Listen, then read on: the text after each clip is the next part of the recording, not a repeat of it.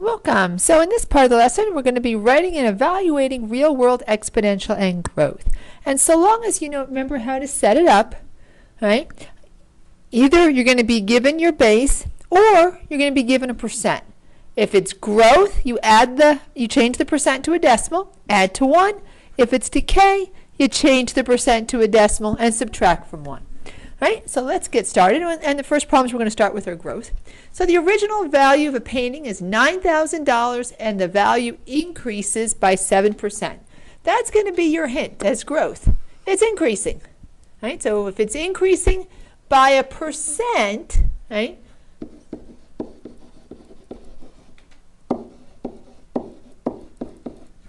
That's going to be what's called simple exponential growth.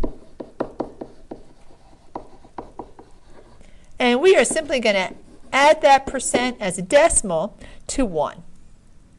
Oops. Simple exponential growth. Forgot what I was writing. Growth. All right, so let's write the exponential growth function for this situation. All right, so our percent is 7%. And as a decimal, that's going to be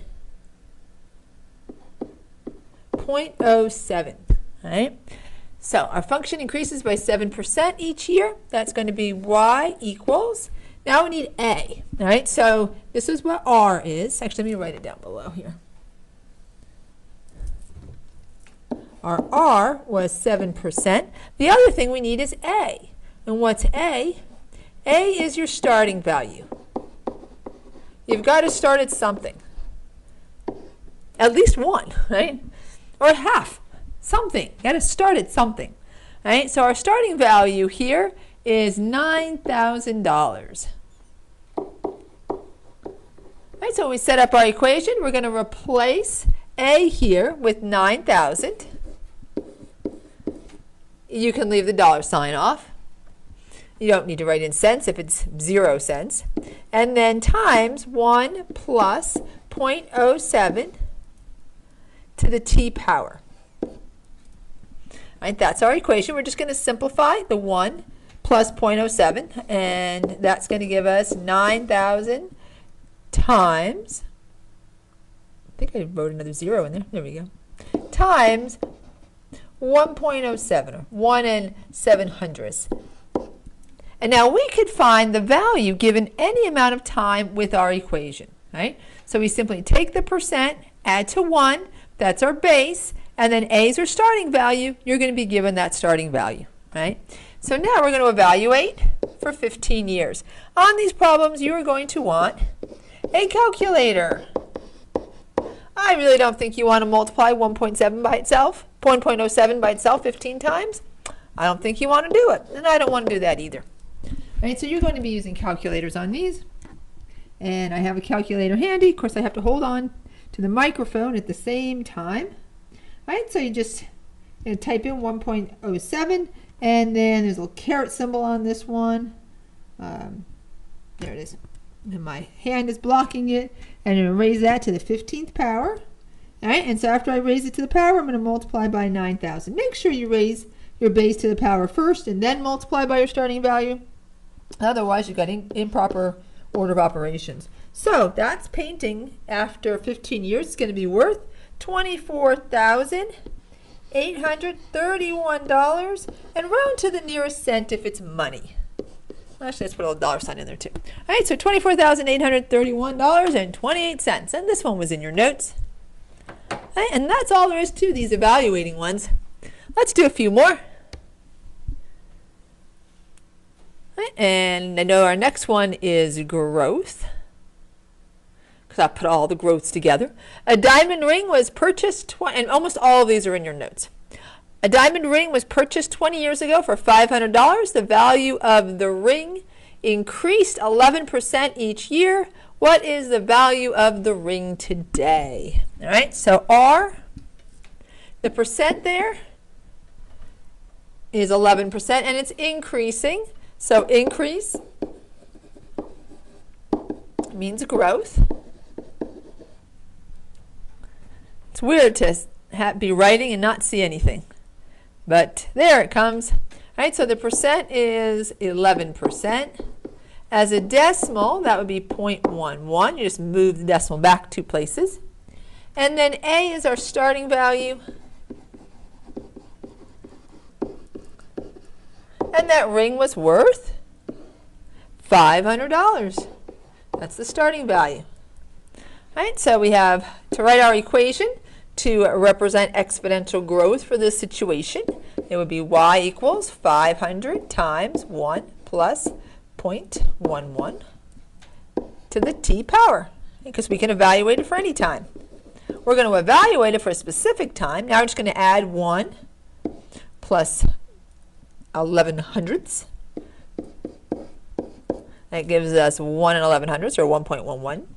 And now all we need is a calculator to find the value of the ring after 20 years. You're going to raise 1.11 to the 20th power first, and then multiply by 500.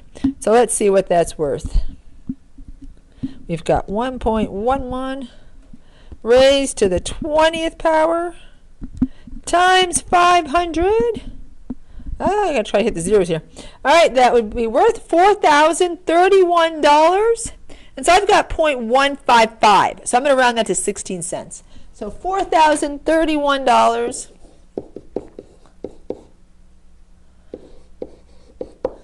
and 15 cents. All right, so that's the value of the ring today. Pretty good. So that's the thing about exponential growth. The value keeps increasing more and more over time. That's a pretty good ring now. Let's solve another one. And actually, we're just evaluating. We're not really solving. We're writing equations and evaluating. This one's in your notes. The hippity-hoppity, because first of all, the first two, by the way, were money problems. It doesn't always have to be money. It could be other things, like bunny rabbits. All right, so let's read about the bunny rabbits. The hippity-hoppity bunny family increases at a rate of 75% per year. That's a pretty hefty growth rate. If there were 6 bunnies 20 years ago, how many bunnies are there now? You want to take a wild guess how many bunnies it might be. Let's see how close you are. Wild guess. How many bunnies you think we're going to have? All right, without doing any math at all. Just, well, you're a educated guess. How many bunnies? And so we're going to find out. All right, so when we set up our equation, A is going to be equal to our starting value. There are 6 bunnies to start with, right? They're increasing by 75%. Right, so the percent is 75%. As a decimal, that would be 0.75. So now let's set up our equation. Just a little reminder. It's going to be y equals our starting value, A, times 1 plus r to the t power, because they are increasing. Right? This is growth. So we're going to be adding. So we have y equals 6 times 1 plus 0.75 to the t power. So that's going to be 6 times 1.75 to the t. And now let's evaluate that for our time. And here our time is 20 years. By the way, you always have to make sure that the equation matches the time you're evaluating. Hasn't really come up at all because this is per year and we're looking at 20 years, so they match. And so far all of them have matched. They won't always match though. And if they don't, just change your time so it matches your equation, not the other way around. All right, so we want to know how many bunnies after 20 years. By the way, another way we could write this instead of y here, and then we would know how many we were evaluating for, is instead we could use f of x. All right, that shows us that we're evaluating, right, for 20 years. So maybe we'll use f of x rather than y all the time. They have the same meaning, but it's like y is like a nickname, and f of x is its more formal name. I like to think of it that way. All right, so let's drum roll, please. How many bunnies do we have? All right, so 1.75 to the 20th power times 6, our starting bunnies. And boy, this one has a little bit of trouble. I have a little bit of trouble seeing the decimal point on this one, on this particular calculator. But the number of bunnies is, I'll put in the commas afterwards, 4, 3, 5. You think it's going to stop at 435 bunnies? Well, you're wrong if you said so. 4, 2, 3. I'll round it to the nearest hundredth, 0.86 bunnies. All right, and if you want it to be rounded to the nearest bunny, you could round it up. 435,424 bunnies. That's a lot of bunnies from just 6. But that's the way exponential growth works, right? The greater the rate of growth, the faster it's going to grow. And over time, it grows even faster and faster. And so from just our 6 bunnies, we've got over 400,000 bunnies. Did you guess it would be that many? That's a lot of bunnies. And let's look at the next one. Now we've got fish. The fish population in a lake quadruples each year. If there are 4 fish in the lake now, how many fish will there be in 5 years? Right, so now, again, we're increasing, right? It quadruples, right? Quadruples is going to get bigger, but how much bigger is that? All right, so let's figure out as a percent. Now, you don't have to figure out the percent, but we will do that on this problem just to kind of bridge the 2 different ways that we can write the equation based on how that growth is represented. All right, so if we're quadrupling,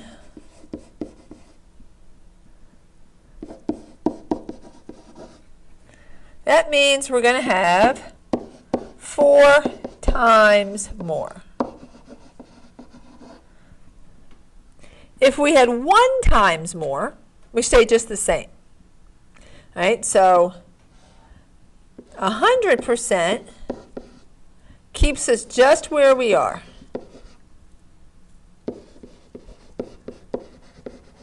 Just where it is. Doesn't change it. It's not doesn't lose anything, doesn't gain anything. So quadrupling, if it's 4 times more, is 400%. The 100% keeps you just where it is. If we were to add another 300%, that would give us 400%. So if we're quadrupling, it's actually 300% growth. Right? And so if you were doubling, it's 100% growth. If you're tripling, it's 200% growth.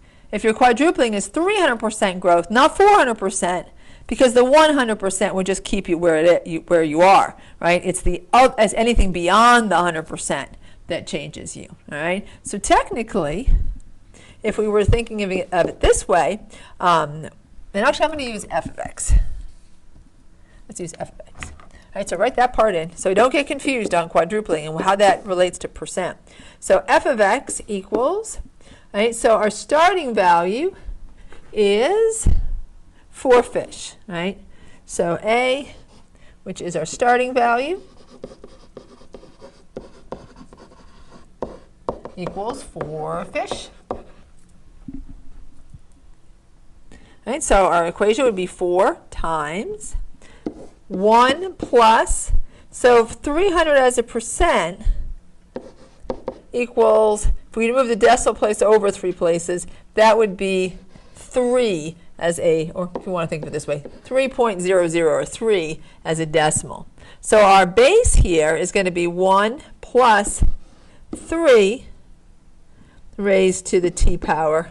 And that gives us, I should really make sure, it's a minor little error here, but actually it's not. It's I have what's called a congruence issue, and I just realized it now. I need to fix it on this one. Actually, it doesn't matter on this one because I never said x. Good. Right here, I just wrote x, and I shouldn't write f of x. It should be f of t because my variable is a t, not an x. There we go. All right, so used to writing x. So f of t equals 4 times 1 plus 3 to the t. And notice that that gives us 4 for the quadrupling, right? So I just wanted to kind of bridge that together. When you see words like quadrupling, what does that mean in terms of percent growth? It means 300% growth. It's 100% less than how many times more you are, right? Because you got to include the 100% just keeps you where you are.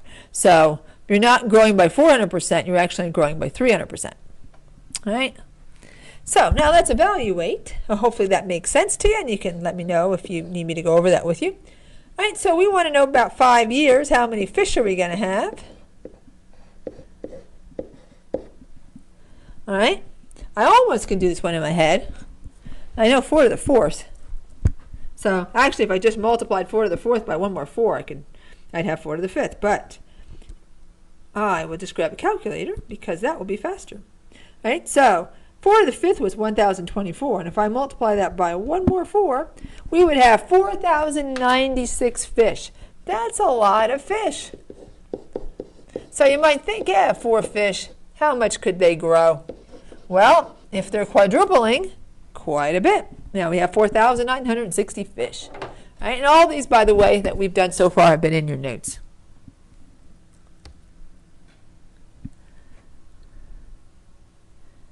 So let's look at the next problem here. We've looked at growth.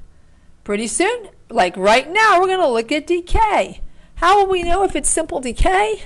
Because we're going to see the words declining or decreasing. That is going to be simple decay. There are currently 250 asymptotes. How many asymptotes will there be in 15 years if the population is declining at a rate of 22% per year? Write the equation to find the number of asymptotes in 15 years if the population is declining at a rate of 22% per year. Right? So your base is always going to be 1 plus or minus your increase or decrease.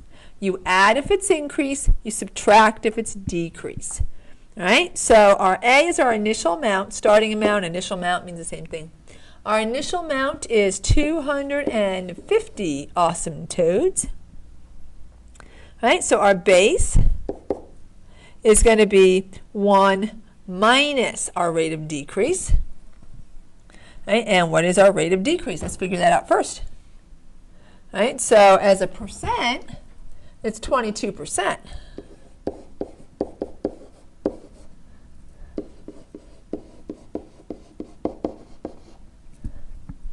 Right, so now our R, right, is going to be, just change that to a decimal, 0.22. Right, just move the decimal over 2 places. Right, and that means our base is 1 minus 0.22 or 0.78. All right, and we can solve that out separately, or we don't have to. We can simply write f of x equals our starting amount, 250, times 1 minus 0.22 to the t power. I did that again. Oh, here I have an x power. That's okay. Since we're talking about time, it makes more sense to use t. So we will say f of t, right? And then we would just subtract. And we know that our base would be 0.78 because we already did the subtracting. All right, so we have f of t equals 250 times 0.78 to the t power. And now we want to know how many asymptotes there will be in 15 years. Right? I didn't have a lot of space, so I probably should have put this over here. Maybe I can move it up a little bit so we have a little bit more space for evaluating. Here, I'll just move that one up there. And let's see how much of them stays together. Oh, not too much. And that one over here. My percent broke up. Oops, R didn't go with 0.22. And all right, there we go. And we'll just do the rest over here. And one last part, and that is, whoops, where did we lose a point? Where did we lose a 2? think I rewrote it. Oops, no, hey, you stay. I think that goes here because it wasn't, yes, here, we're missing it. Oops, we're not missing a 2, but there we go. It wasn't too easy to read. There we go, everybody's moved. All right, so now we want to know how many asymptotes will there be in 6 years? All right, so this is decay, so we're going to have less asymptotes, which is sad because this is really an asymptote. I even gave you the picture of the awesome toad. All right, so we have 0.78 raised, whoops. I just need more hands. One to hold the microphone, one to hold the calculator, and one to push the buttons. 0.78 raised to the 6th power times 250 gives us the wrong number. So I don't know what I just hit. Let's try it one more time. 0.78, I think it's the wrong number, raised to the, oh, it's 15 years. Where did I come up with 6? Oh, that was our starting value. Or is it? No. I don't know. For some reason I had 6 in my head. Last problem wasn't 6. I don't know why I had 6 in my head. It was 15. 15. All right. Raised to the 15th power is, and then times 250 gives us, because I remembered what the answer was. That's why I had 6 in my head, because we have 6 asymptotes left. It's 6.017. But that's essentially 6. And this is not 6 here. This should be 15.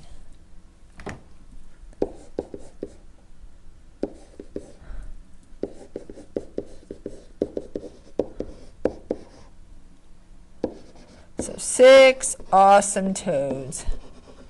Uh-oh. Maybe they'll start to go up on the upswing, and then we'll have more asymptotes, because they're pretty awesome.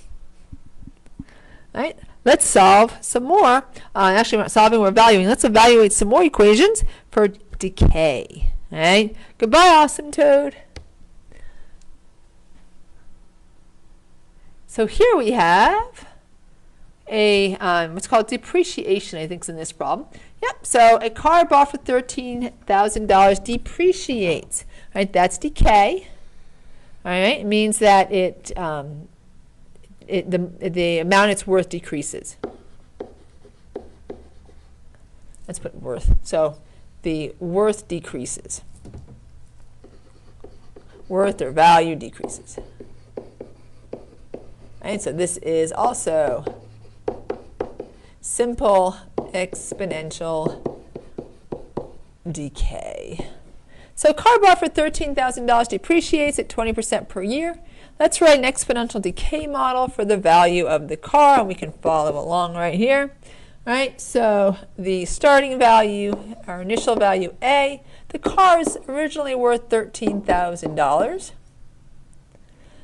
The percent is 20% depreciation. Right?